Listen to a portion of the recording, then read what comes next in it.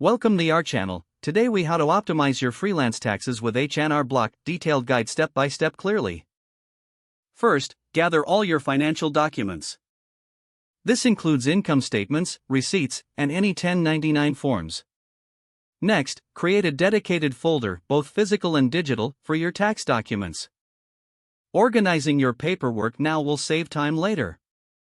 Visit the H&R Block website and create an account if you don't have one. If you're already a user, log in to your existing account. Familiarize yourself with the platform's layout. Look for the section specifically for freelancers or self-employed individuals. This section will provide custom tools tailored to your needs. Now, input your personal information. Ensure all details are correct to avoid issues later on. Once your personal information is set, move to the income section. Here, you can manually enter your freelance income.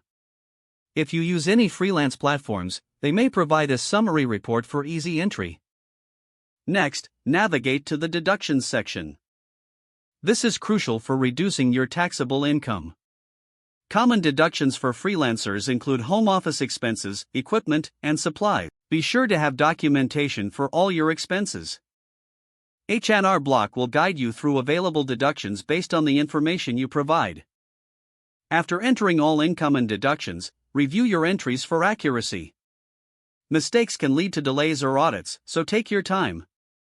Once everything looks good, proceed to the tax calculation step. H&R Block will provide you with an estimate of what you owe or what you might receive as a refund.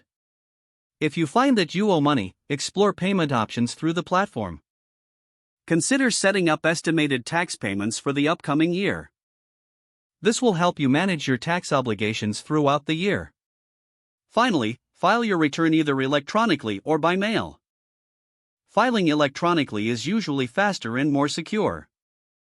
Don't forget to like this video and subscribe to our channel for more step-by-step tech guides.